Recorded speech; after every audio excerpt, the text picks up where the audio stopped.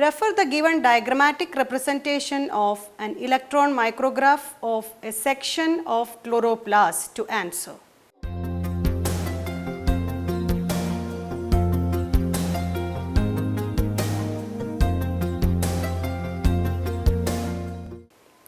Now, the options are option A, X dark reaction, Y light reaction, Z cytoplasmic inheritance.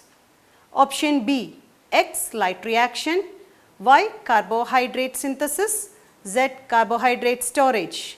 Option C, X light reaction, Y carbohydrate storage, Z carbohydrate synthesis. Option D, X carbohydrate synthesis, Y carbohydrate storage, Z cytoplasmic inheritance.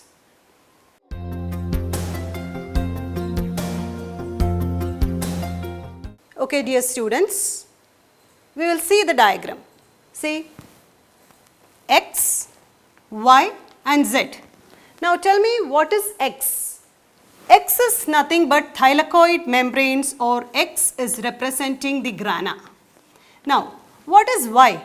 Y is nothing but it is stroma. Now, what is Z? Starch granules. Now, we will see the functions of each one. What is the function of grana? We know that grana is a site of light reaction. Grana, the function will be light reaction, that means trapping of sunlight. Stroma is a site of dark reaction.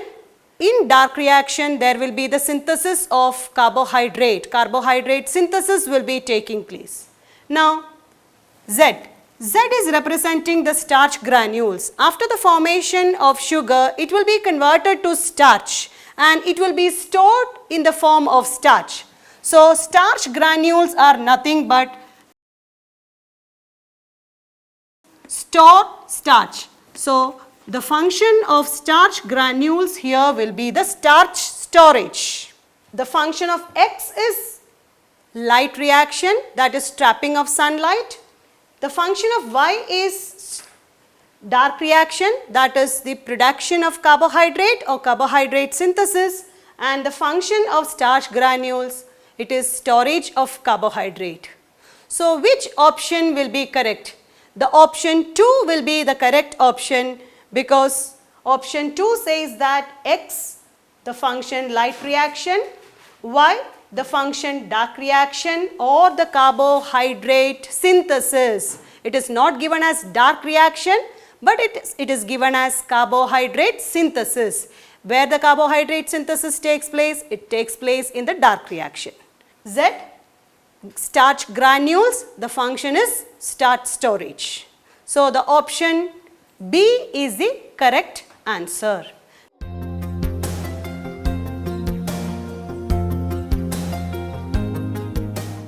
You will have a doubt why cytoplasmic inheritance is not the function of Z. You see how we have drawn Z here, we have drawn concentric circles. If we are representing the chloroplast DNA, which is responsible for cytoplasmic inheritance, we will just draw a simple circle because it is circular DNA. Since it is given in the form of concentric circles, it is not the DNA, chloroplast DNA, it is the starch grain. So, the function of Z should be the storage of carbohydrate. That is why the option B is the correct answer.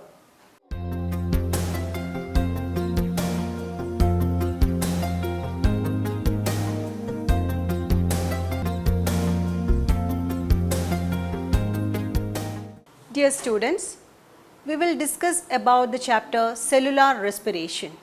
We have studied that respiration is a catabolic process. Respiration is a catabolic process in which complex organic molecules are broken down into simpler inorganic substance with the release of energy. And in respiration, there are two types. You would have studied about the two types of respiration in your lower classes, that is fermentation as an example for anaerobic respiration where oxygen is not utilized, and normal respiration taking place in the case of higher organism, that is aerobic respiration. From the name itself, it is very clear that in the aerobic respiration, oxygen is utilized, and anaerobic respiration, oxygen is not utilized. Because of this, in aerobic respiration, there will be complete breakdown of respiratory substrate into carbon dioxide and water with the release of a large amount of energy. But in the case of anaerobic respiration, since oxygen is not utilized, there will be only incomplete oxidation of the respiratory substrate. As a result, the end product also will be an organic compound and the energy released also will be very less.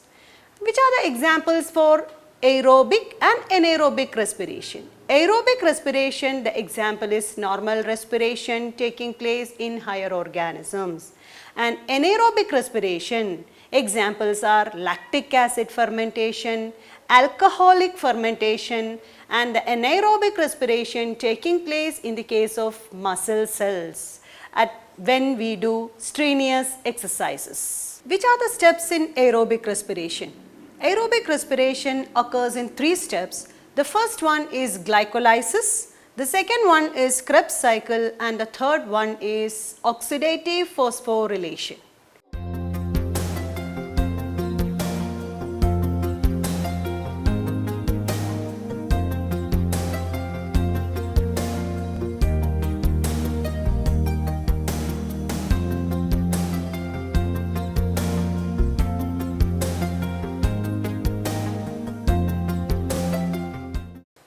Discuss some questions regarding the chapter respiration.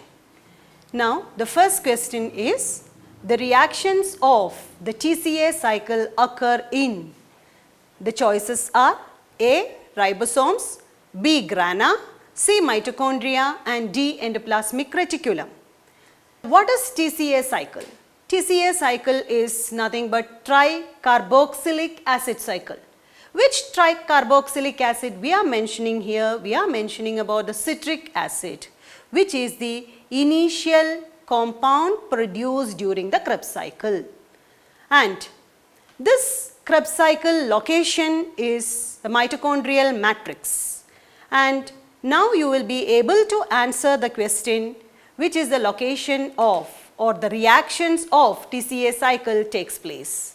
The reactions of TCA cycle takes place in mitochondrial matrix. So, the option is C, the correct option is C. Now, let me ask, what happens in the ribosomes? Ribosomes are the cell organelle which is concerned with protein synthesis. What about the grana? Grana is a part of the cell organelle chloroplast which is a site of light reaction. And what happens in the endoplasmic reticulum? The endoplasmic reticulum acts as a cytoskeleton of the cell. It helps in the intracellular transport, helps in the steroidal hormone productions, etc.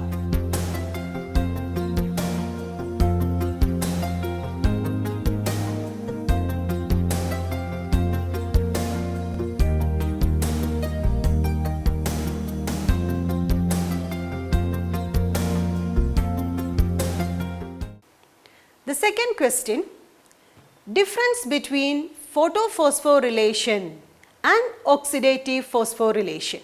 Here photophosphorylation is mentioned as PP and oxidative phosphorylation OP. Now, the options, before reading out the options, let me ask what is photophosphorylation and oxidative phosphorylation and where it takes place. Photophosphorylation is connected with the photosynthesis. It takes place in the light reaction of photosynthesis. That means the formation of ATP with the help of light energy from ADP and inorganic phosphate.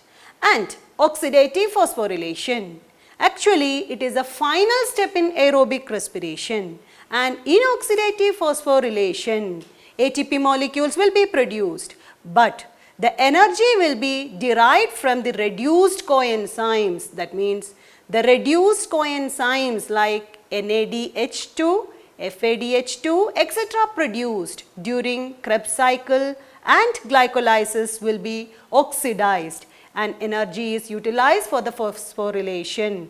So, it is called as oxidative phosphorylation. Now, what are the end product of these two? Photophosphorylation. In the photophosphorylation, that is non-cyclic photophosphorylation, ATP, NADPH2 and oxygen is released.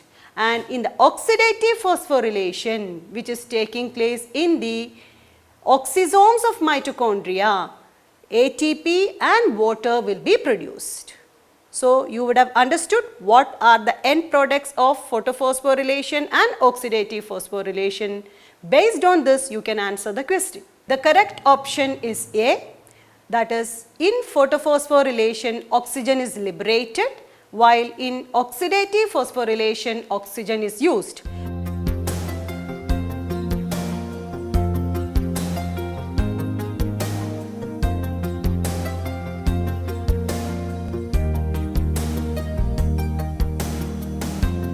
Because in photophosphorylation there is photolysis of water and release of oxygen, and in oxidative phosphorylation the molecular oxygen is utilized for the oxidation of reduced coenzymes. Now, why B, C, D are not the correct answers? In B, photophosphorylation ATP is formed, that is correct, while in oxidative phosphorylation ADP is formed. It is not ADP, it is ATP which is formed in oxidative phosphorylation. Now, C, both cannot take place in light. It is not correct. Option C, both cannot take place in light. It is wrong. Both can take place in light. Photophosphorylation of course takes place in light, and oxidative phosphorylation, which is a part of respiration, also can take place in light. Next option D, photophosphorylation can occur in green leaves while oxidative phosphorylation cannot. Here, photophosphorylation can occur in green leaves, it is absolutely correct, but oxidative phosphorylation cannot. It is wrong because oxidative phosphorylation is a part of aerobic respiration which is common to all type of cells. It will take place in green cells or green leaves and non-green part of the plant. So, option A is the correct answer.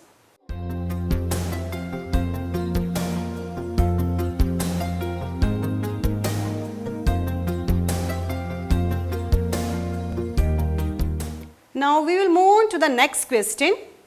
RQ of sprouting potato tubers will be option A greater than 1, option B less than 1, option C 1, option D 0. Now, let me ask you what is meant by RQ.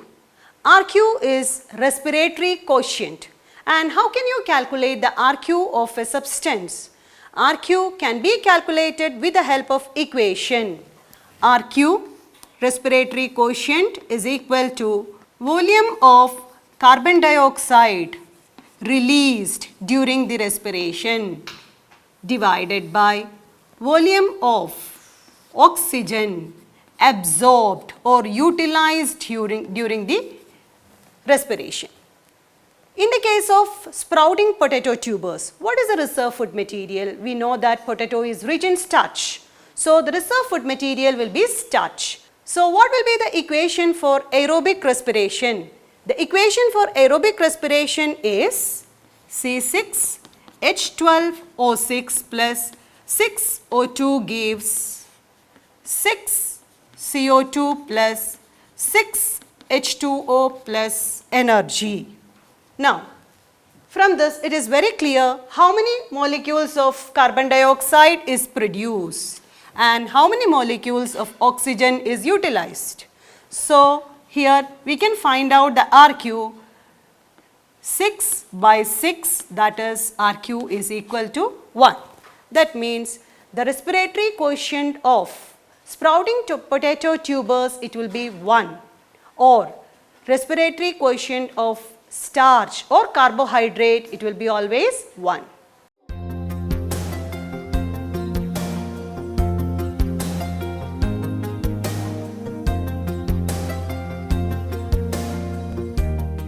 Students, The next question is based on the anaerobic respiration, the energy gained during the anaerobic respiration.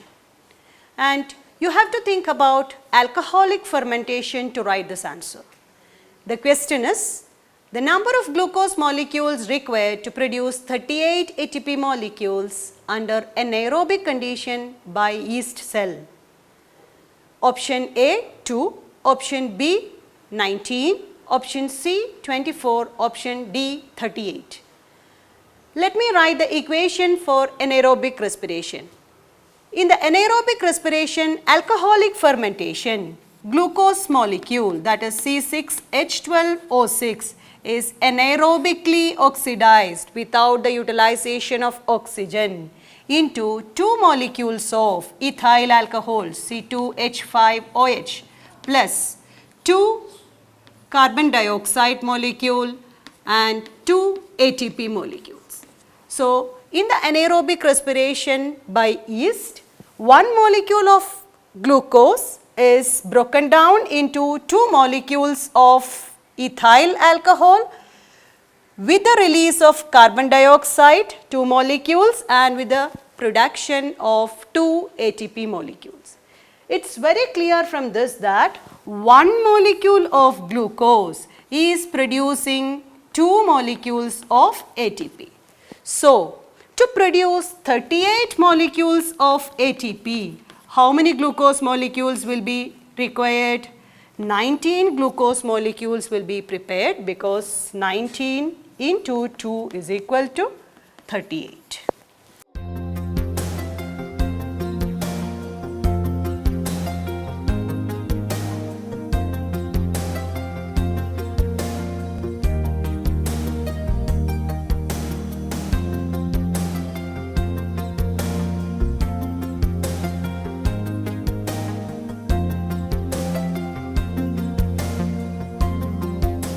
Students, the next question is, which one is not correct about Krebs cycle?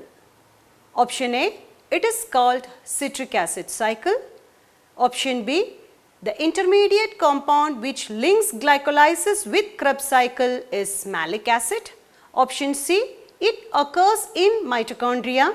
Option D, it starts with 6-carbon compound. Why the Krebs cycle is also called as citric acid cycle? Because the first product produced during the Krebs cycle is citric acid.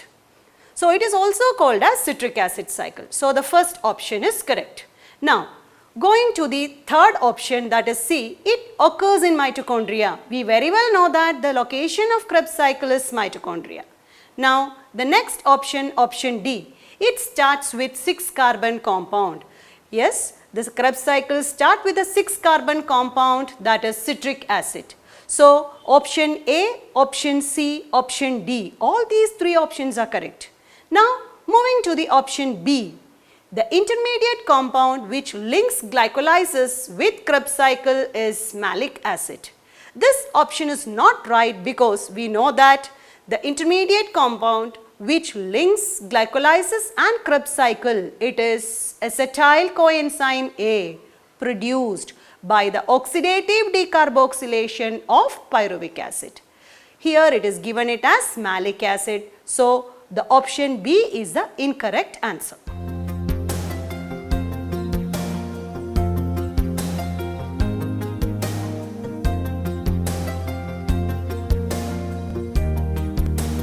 The next question is, in which of the following steps of Krebs cycle carbon dioxide is evolved?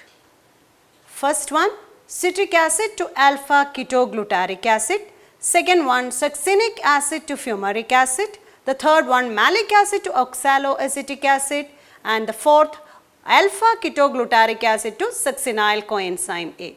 You have to remember that in Krebs cycle, in two stages or two steps, there is carbon dioxide release or carbon dioxide evolution. Now, we will see the carbon atoms in each of these compound. Citric acid, it is a 6-carbon compound, and alpha ketoglutaric acid, it is a 5-carbon compound. So, a 6 carbon compound is changing into a 5 carbon compound. So, definitely there will be the release of carbon dioxide. The next one, succinic acid is changing into fumaric acid. Succinic acid is a 4 carbon compound, fumaric acid is also a 4 carbon compound. So, no carbon dioxide release. The next one, malic acid is changing into oxaloacetic acid. Here also both the compounds, malic acid as well as oxaloacetic acid, both are 4 carbon compound. So, there is no release of carbon dioxide. And the last one, alpha ketoglutaric acid is changing into succinyl coenzyme A. We have already mentioned alpha ketoglutaric acid is a 5 carbon compound, and now the succinyl coenzyme A, it is a 4 carbon compound. So, a 5 carbon compound is changing into a 4 carbon compound. So, definitely there will be the release of carbon dioxide. Now, in which all steps the carbon dioxide is evolved? In the first one, that is citric acid to alpha ketoglutaric acid conversion, and the fourth one, alpha ketoglutaric acid to succinyl coenzyme A. Which option is correct? So, option B, A and D only is the correct answer, because in the first step and the last step there is a release of carbon dioxide.